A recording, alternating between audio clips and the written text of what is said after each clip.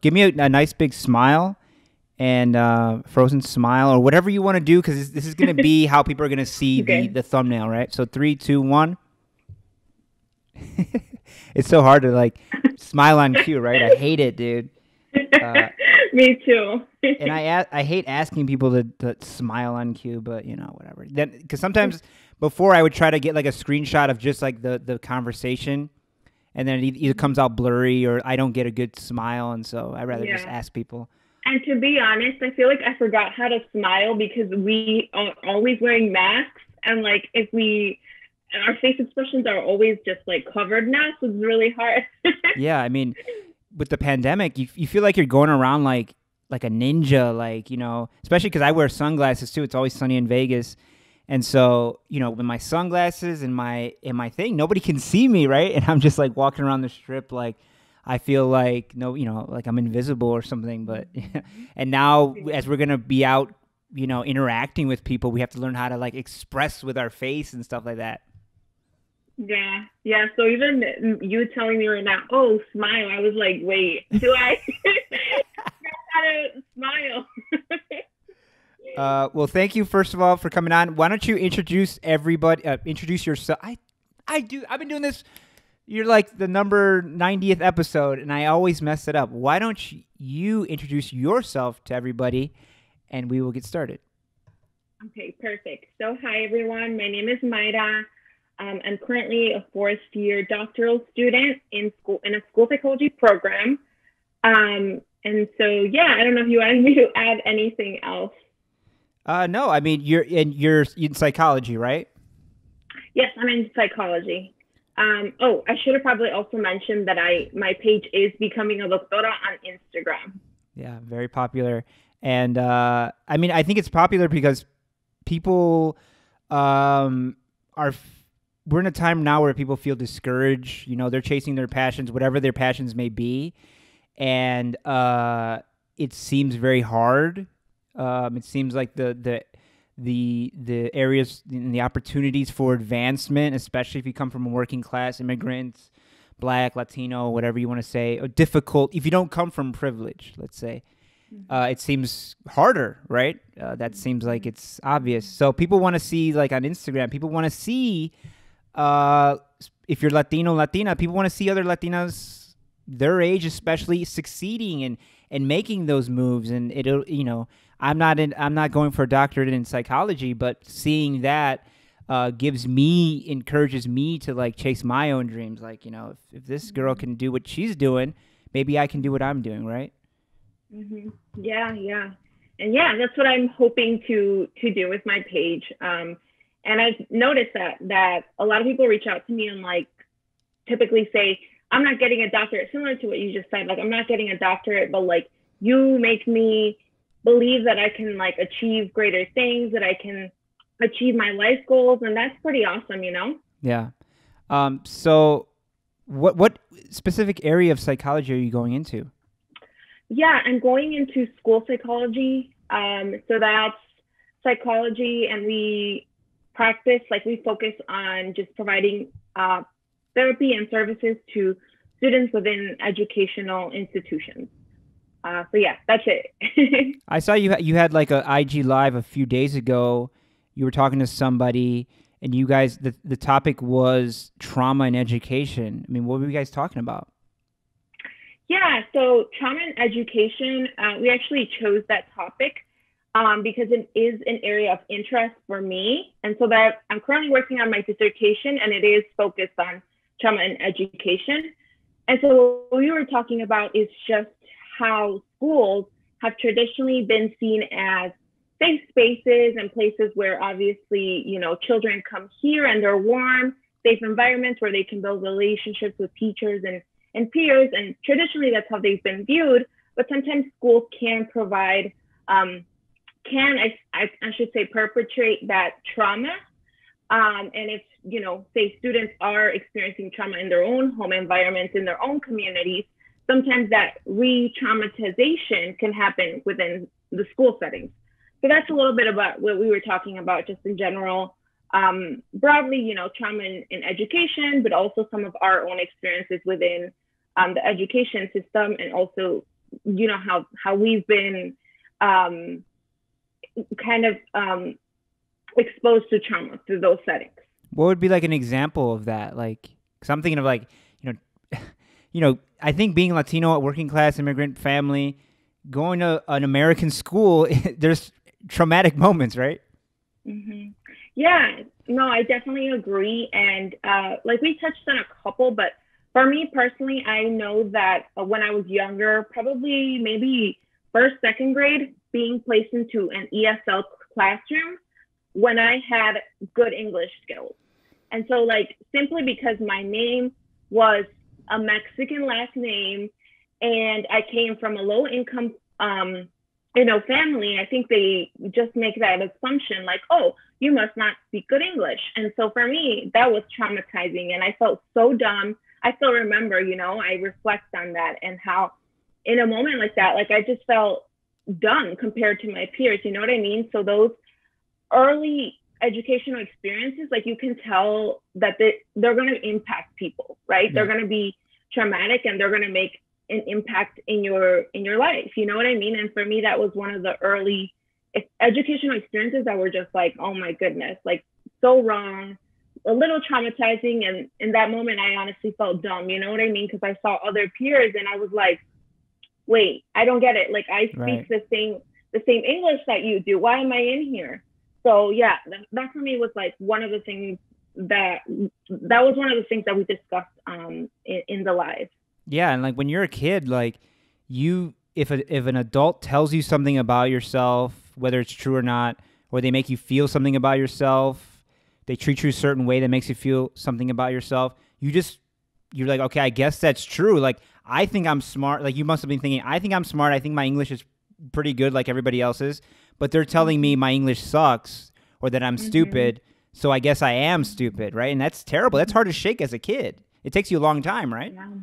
Yeah, for sure. And even like still, like we were discussing in the live, sort of just the impact that those sort of experiences have, right? And like me as an older person now, it's like I didn't really think about it, but instances like those have shaped me. And like, for instance, right now, like public speaking is something that I'm still nervous about because I think those experiences mark you. You know what I mean? Like public speaking is still hard for me. And sometimes I'm just like, oh my gosh, did I just trip up on a word? Like, did my English sound correctly? Like, you know what I mean?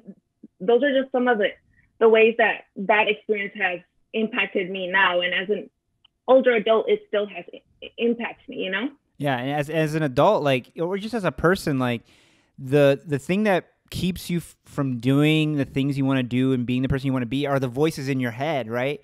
And it's those kinds of experiences that put more voices in your head, right? And like it's weird, like you're on your way to being a doctor and you're gonna have this great career, and you probably to the day you die will always remember that experience, and those voices will stay with you no matter how confident you become. Those voices will always be in there, and you will have to like consciously ignore them. And that's work. Yeah, it is a lot of work. And you know what I mean? Like in higher education, a common theme that we talk about is like imposter syndrome, and always hearing those, what you're saying, like almost those voices telling you, oh, well, you don't belong here. You got there because of luck. You know what I mean? And it's a constant, like you were saying, constant work and like telling yourself, you know what, like this is an experience that you have. These are moments that you have, but they do not define you. You know what I mean? So, but it's constant work. It's constant telling yourself like,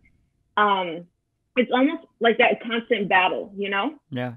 And on top of you trying to succeed and following your doctorate and all that stuff, which is already work, it's just added work of, I mean, the imposter syndrome. It's funny for me to read, a beautiful essay in The Atlantic from a white millennial talking about imposter syndrome and how it's really prevalent in millennial culture.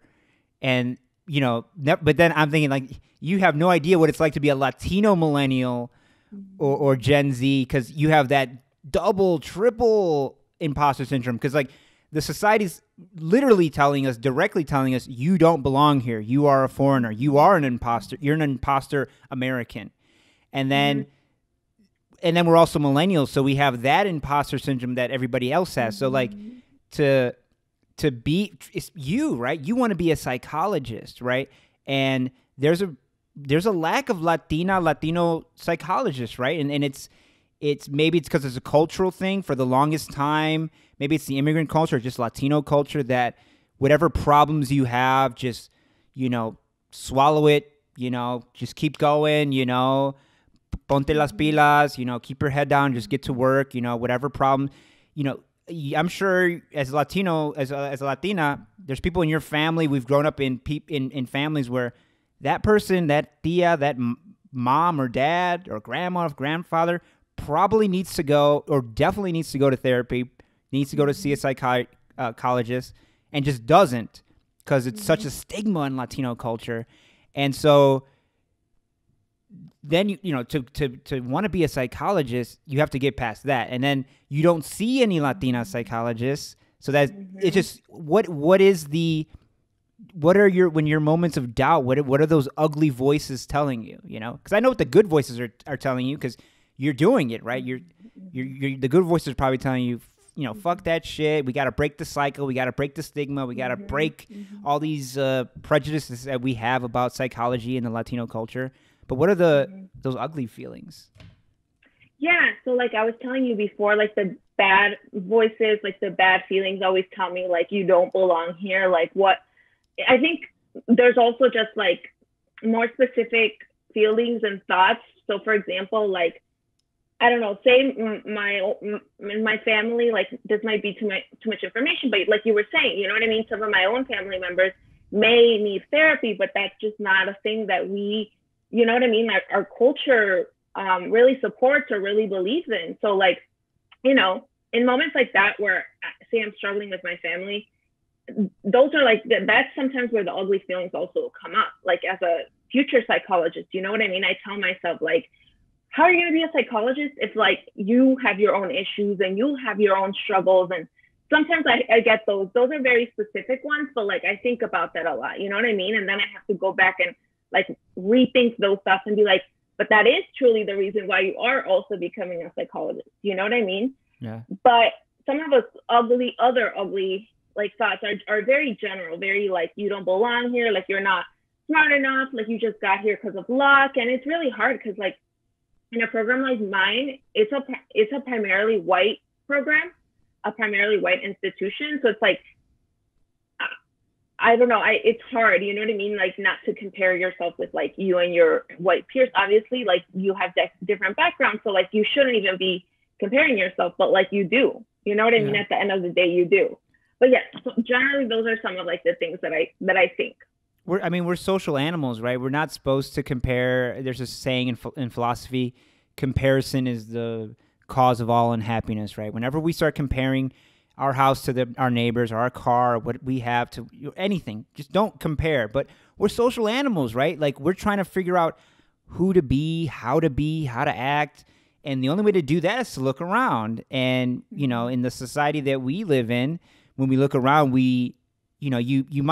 you probably have, and as I do, heroes who aren't Latino just out of necessity, right? Because, I want to have a hero who's in, my media field or who does what I do, but I don't know anybody who's doing what I do. So my heroes are white or black or outside of the Latino culture. But like, when did you decide, when did you know that, when did you start getting the idea that you wanted to get into psychology? Yeah, I would say that it happened. So I did take in high school, in senior year of high school or junior year, I don't know, I'm forgetting, but I did take a psychology course. And so obviously there was like at least a little bit of interest, like starting at that point. But then I would say that I think my freshman year of college and like sophomore year of college, I took a Psych 101. And like, it was just a subject that came to me very easily. Like I could understand like different theories by different psychologists. And then like, I started learning more about just like this idea of like, who is getting psychological services and like, who's not. And that's sort of where my love grew for just like advocating for mental health services for the Latinx community. So like, that's sort of like, I would say more like my second year of college. Like I think I solidified my interest, and I was like, okay, I'm sticking with psychology. And I was undecided for a little bit, but I ended up just making up my mind like by the end of my second year. And so I like declared my major, and yeah, that's sort of where it started. But yeah, psychology I think is generally something that has come like really easily to me. And like I was saying, like I think it's just knowing to like the need that we have in our community for mental health services. And it's just now becoming, you know, I know Latinas. I still don't know a lot of Latinos who go to do psychology. I may know one. It's within the Latino community. It's a lot of Latinas who are really breaking the stigma of going to see a therapist. Mm-hmm. And I hear it from the people who do go. They're like, yeah, but I'm seeing a white lady, or I'm seeing, you know, a black person, and I have to explain things about my immigrant upbringing to them. They don't understand the context. Like, you know, why did you feel that way? Or what is that? What you know, they don't understand, like, going to lunch and everybody pulls out a peanut butter jelly sandwich and you pull out a quesadilla. They don't understand the shame, or that's cultural. That, you know, we're not, those kids don't feel ashamed just because they're embarrassed of quesadilla. The society tells them to be ashamed of that. And so it's really great that to have somebody who is the future is going to be filling that gap, and people are going to be, you know, you're going to be in schools and they're going to see like, oh, they're going to think, once kids see you, there's not going to be, especially Latinos, they're not going to have any division between psychology and Latino culture, because they're going to be like, no, well, you know, Miss Mayra was, you know, the school psychologist, so it's a normal thing, you know? I think that's really important. And it was the same thing for me. Like in high school, I took an AP Psych class, and I think in high school, psychology, if you pay attention, it turns you on, because it's like, you know, high school is probably the craziest time of your life, right? You're growing into this new body, and you become aware of like your thoughts. When you're a kid, you don't really, you think things, but you're not aware that you're thinking certain things, and that other people are thinking certain things, and that it's caused by like your upbringing and stuff like that. Basically, you feel broken in high school, and then psychology says, "Oh, this is why you feel that way," and then it turns you on. And then I went to be a psych. I applied to school to be in psych, and for whatever reason, I didn't do it. They told me I was better at accounting, but I ended up not doing that either, because it was I would have needed to see a psychiatrist if I became an accountant. But so I mean, what kind of feedback are you getting? I mean, you have people really are gravitating to you. I mean, is it just Latinas? Do you see the male stigma that I'm seeing still? You know, I know very intelligent Latino professionals, academics even, who, you know, they don't go to see a psychiatrist even, or psychologist, when they know they should. Yeah. So for me, I would say the same thing, that I feel like in, you know what I mean, my small community of people that I do engage with on Instagram, like I consistently see posts, like you're saying, from Latina females, Latina, you know, like educated women, you know, just saying, oh, well, I'm going to therapy. But yeah, I agree with you. I think not as many males like are willing to just share that, if they are. Or, I mean, I do see a couple, and I totally kind of just love that, you know what I mean? And I respect it. And I actually, my friend who I did the live that we were chatting about, like, he's one that definitely talks about like mental health struggles, like more, you know, more openly. And I totally, you know, feel like we need that more. But yeah, I agree with you. I feel like a lot of, you know, especially Latino males, I don't think definitely are not, you know, posting, oh, well, I see a therapist, like very openly, you know what I mean? Yeah, I mean, I think men generally, but obviously machista culture and Latino culture, Latino men are not supposed to have an internal life. And so just me as a writer, when I wanted to become a writer, people looked at me like, that's a girl thing. You know, guys are supposed to work with their hands. We're supposed to be physical. We're supposed to be external. We're not supposed to have worries and doubts and be sad and be depressed. And so that I think, I've written that my whole career, that machista culture hurts men, because it doesn't allow them to be the full human being that they can, they need to be. They're forced to be this two-dimensional kind of manliness. And, this going back to the stigma of families, and I love my mom, and we're working through things, me and my mom are like water and oil, and we just never gotten along, but I love her. I respect her. And, but I remember telling her when I was in high school, I'm like, I remember telling her you should go see a psychiatrist, or you should go see a psychologist, something like that. And she's like, don't you ever fucking say that to me ever again, as if I was insulting her, right? Yeah. I'm telling you, no, Mom, go help yourself. Go help yourself. And it was just an insult to think that you could have anything wrong with the way you think and the way you behave. Go ahead. No, I was just going to say that I could relate to that so much. And at least for me personally, I know one of my hopes for the future is, you know what I mean? That, this generation and the next, hopefully we're all able to, at some point, get to therapy, you know what I mean? And then we don't have to pass on a lot of these, just maybe not what is the correct term for this? They're called generational curses, right? Yes, there you go. That's what I was trying to say. So hopefully we don't have to pass on a lot of these generational curses or anything like that. And we can sort of, resolve some of our issues, because you know what I mean? We don't want to be passing that on to our children. And you know what I mean? I think that's really important. It's crazy.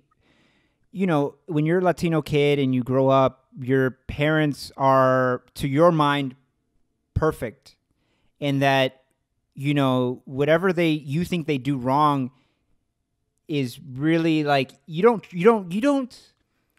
don't ever suspect anything's wrong with the way your parents think or the way they were formed or anything. But when you become an adult, and especially since we're I don't know, is your parents, are they immigrants like mine are? Yes. So yes. You're, as unlike them, we're exposed to psychological theories and ways of behavior, and so we're able to turn that lens on our parents and be like, oh, our parents are people, and they were once kids, and maybe my grandparents fucked them up. And that's important, because that can turn hate and animosity, and I know I had hatred and resentment and animosity towards my mom and dad for a long time, and it wasn't until my late 20s when I started to realize they are people. And then once you realize that they're people, you can forgive them, just like you should forgive every person, right? Because you don't know what anybody's gone through, and so you you shouldn't take anything personally. Even the things they do to you, don't take them personally. The way I see it, my mom wants to love me, she just doesn't know how. She isn't able to, and that's really important. But it takes being exposed to those ideas. So what is your background? Are you from Chicago? Yeah, I'm from the Chicagoland area. So my family has always lived in the Chicagoland area, but my parents What suburb? So I live in North Lake. North Lake? Oh, okay. So so that's where I'm married to Rocio. I'm married to Priscilla's older sister. They're from North Lake. I'm from Wheeling, northwest suburbs. And your parents? My parents are from Mexico, from Michoacan, Mexico. They immigrated similar to a lot of parents, immigrated very young. My dad was an agricultural worker for a while in California. This was way before, my parents started a family, but my dad has previously been an agricultural worker. And so he tells me a lot of stories of just working in agriculture, being a farmer, and that, those stories have forever, I think, impacted me as well. And, they're part of my family story, and I cherish them. But yeah, that my family is low income, and I would say that over the years we've maintained ourselves low income. My parents currently do work in factories, and And so, yeah, that's a part of my journey, part of who I am, and I'm very proud of it. Yeah, I mean, that's crazy, right? Your parents come from Mexico, Michoacan, which is still plagued by, violence and poverty to this day, right? But although, I know people from Michoacan, they say it's probably one of the most beautiful places in Mexico, right? Green and the mountains and everything. And to be an agriculture worker, and now to have a daughter who's going to be a doctor, an American doctor, right? Because that means something to them as immigrants, right? An American doctor. And yeah, North Lake to me, like North Lake, I didn't know. I'm from Chicago. I never knew where North Lake is, and now that I know where North Lake is, I always tease Rocio, and I say like North Lake to me. When I think of North Lake, it's always cloudy. it's always, there's no leaves on the trees. It's like just a work, but I love it because it's like it's a working class Chicago suburb, and there's so many like them, right? Des Plaines, you can go all around. It's one of those suburbs like that's not far out. It's right on the outskirts of Chicago where all the working class people live, right? And especially now, more and more Latinos and Black people because they can't afford to live in the city, and so it's. I mean, what is your sense of like where you come from and what you're trying to do? I mean, is that the impetus to like you doing it for your? I mean, these are kind of like softball questions, but like. What is driving you, Mayra? What is it? Is it? Yeah. I tend to think that ambitious people, and I'm an ambitious person, they're angry at the world. They're angry at the world that they grew up in, and when they were little, maybe they didn't voice it, maybe they didn't even think it clearly, but they felt it. I'm gonna grow up and I'm gonna make something of myself, and the world's gonna see that they shouldn't have rejected me, they shouldn't have made fun of me, they shouldn't have blocked me. Yeah. So for me, I would say that why I'm doing what I'm doing is I think a blend of like me individually wanting to pursue this, but also because of my family and because of my community and because of my culture. I would say the number one, of course, I wanted to continue on in higher education is because of my parents. Obviously, like nobody likes to see their parents struggle and work in just physically intensive jobs. Like, you know what I mean? Like still to this day, like I see my parents work so hard, and you know what I mean? It's like, it's every day, the same routine, the same day, literally. And it's just so hard. It's been so hard for me to see that, you know what I mean? And sometimes we haven't, especially when we were younger, not so much now because like we all sort of support each other, and like, I contribute to my household, and like we have siblings that contribute to the household. But when we were younger, like, struggling, like seeing my parents struggle to make ends meet, you know what I mean? Those sort of things like impact you. And so for me, I've always wanted to pursue higher because I wanted to be able to support my parents. I want to give back to them. One of my goals, hopefully in the short term, is to be able to buy them their own home. And so for me, that's like the biggest motivator, just being able to give my parents and pay them back for all. Obviously, I'm never going to pay them back because what they did have done. No way. It's so much, you know what I mean? But at least I hope to be able to give something back to them, you know what I mean? And also I would say just, my community. And this is also why I have this page on Instagram, because I want to. So like I'll be, you know what I mean? I'll be a doctor in a couple years, and I hope that I'm not the last. I hope that we can continue having doctors, Latina doctors, Latino doctors. I hope to be able to give back all of this information, all of these experiences, and share them with others, because I think that we need to know, like, you know what I mean? These are the things that you have to do to get into grad school. These are the sorts of experiences that you're going to experience when you get here. You know what I mean? These are the difficulties that you might go through. And so for me, this is also one of like my motivating factors, like giving back to my community, giving back to younger scholars, younger generations that come after me. You know what I mean? Like I'll be one of the first doctors, but I won't be the last, And on top of this, I think it's also just, we were talking about psychology. I think that for me, I'm passionate about research. I'm passionate about giving psychological services to those in my community. And like we were saying, I think the people who have dominated these fields have been white people. And I think that we need more people that look like us. You know what I mean? And we need to, for me, like research is, for example, I'll just speak on that, but I want to be able to provide relevant research and do research within my own communities and make it relevant and make it accessible to our communities. That's what I also hope to do. And so that's basically it. I would say it's like a mixture of family, community, also me, I think, because I love learning and I love challenging myself. And obviously the PhD is the biggest challenge. So I think that's where the individual comes in. Yeah, and it, like you said, the research and making it relevant. I mean, because you can read something about Latino community, a psychological study about Latinos, and it takes something off of it if it's written by white people. I don't know, I have nothing against white people, but it's just, again, it's the whole, when a Latino goes to see a white psychologist, there's a loss in translation there. Even if they're the best psychologists, maybe they're an expert on Latino culture, but they not knowing what it is to be in the shoes, right? You wouldn't trust a doctor that was never sick, right? Didn't know what a cough, had never coughed in their life, right? Mm-hmm. And the other thing is that, it's great that you, what you're saying is that you want to be rich so that you can take care of your family.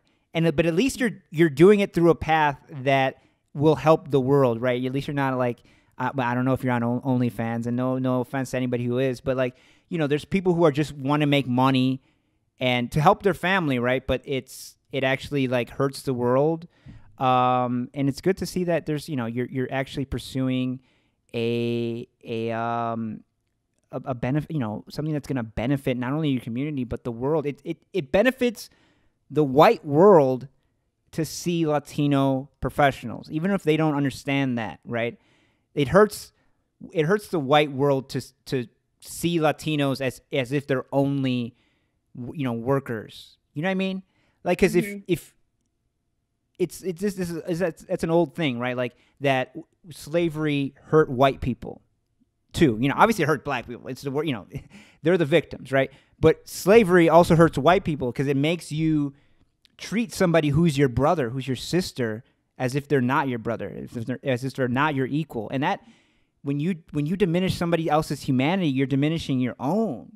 And so, we need Latina professionals like you, like you're gonna be, Dr. Mayra. I mean, that has a nice ring to it. What does your family say? What do they say about you're pursuing this you're pursuing a PhD? What do they think of that? Do they even know what it is? Because I know Latino professionals, and their parents still don't understand what they do. They think they're glorified secretaries. Yeah. So I would say that I've explained to my parents many times. I think they have a general sense of like what I'm doing, and like I think I mean it's a pretty good understanding. I think because they do tell people nowadays, oh yeah, mi hija ya va a ser doctora, va a completar su doctorado. So I think they generally have a sense of like, okay, well, this is a terminal degree. This is what you're working towards. Some of the, I guess, more nitty gritty things, like I think they're very hard to explain, but I try to give them like a general overview. Like one of the things that people consistently ask me about is like, how do you explain to your parents what a dissertation is? And I'm just like, well, I just tell them it's sort of like a book that has like 5 chapters and like you have to do your own research. So I would say that like, when I did first tell them like, that I wanted to pursue more education after like my 4 years of undergrad, like I think they were like, okay, like I feel like it was very unfamiliar territory. So I don't know that they knew how to, like that they really knew why or why not. And so like, I think they were just like on board with it because I told them something like, it's very hard for you to obtain like a degree in anything psychology with a BA, like just with a basic undergrad. And that's like when I told them like, I think I'm going to pursue like, grad school. And they were kind of just like, okay, well, that's great. You know what I mean? I think generally like Latino parents are like, oh, you're going to get educated. Like, that's great. You know what I mean? So they I don't think they know much, but they're also like, but when are you going to start working? You know, like. I mean, like, personally, for me, it's like it's like it hasn't been super hard to tell them because I think I've always had like at least a part-time job since like college, and so it's just like I think sometimes they have that, like, I feel like some parents don't know, like, oh, well, now it's a real job, like, you know what I mean, like after like you graduate, and so I think, like, you know, there's just been some, like, I think they have a general good understanding, but I think, like I was saying, there's just like some nitty gritty things that they're kind of like, oh, okay, like, you know, and they just sort of like go with it. Well, I mean, first of all, I want to thank you for coming on. I mean, I know it's Friday. I know I record on Fridays. It's probably the worst time to record. But I think, you know, it's good to have a nice, you know, engaging chat on a Friday afternoon. I mean, I wanted to ask you, like, what do you think? Oh, the one thing I want to ask you is, like, okay, you're doing your dissertation. Are you writing it with the hopes, with the plan of this being actually a book that you publish?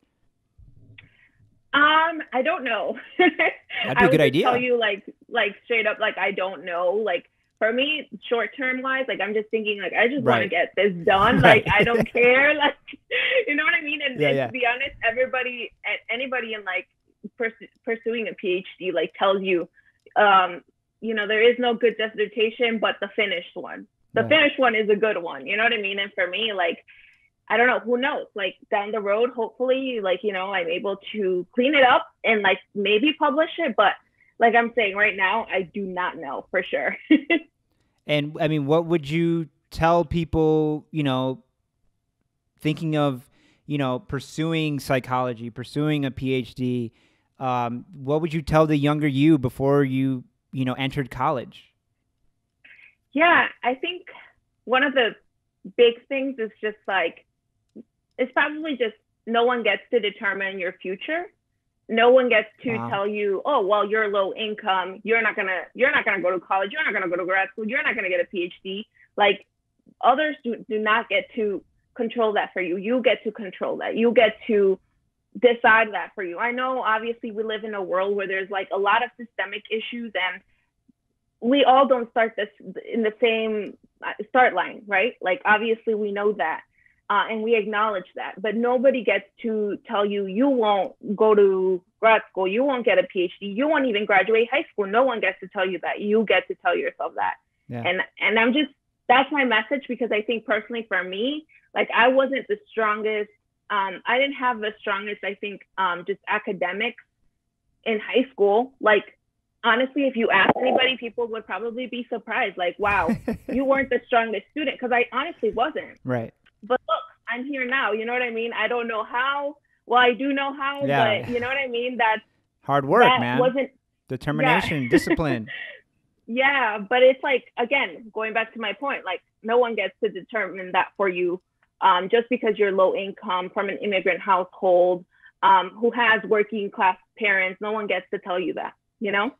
Well, that's a beautiful way to end it. Thank you so much. Let people know where they can reach you or find you on social media and all that good stuff. Yeah, so people can find me on Instagram at Becoming a Doctora. And I'm also, people can email me. My email is becomingadoctora@gmail.com. Thank you so much for coming on, and good luck. And I can't wait to see the pictures of you, you know, the news of you defending your dissertation and becoming a doctor, and the picture of you in your cap and gown. I mean, I can't imagine what you've gone through to get to this place. And as one, you know, Latino to another, very proud of you. And if you're from Chicago, even better. But thank you so much for coming on. Thank you so much for the invitation. I really appreciate it. For sure. Have a good weekend. Peace. You too. Bye.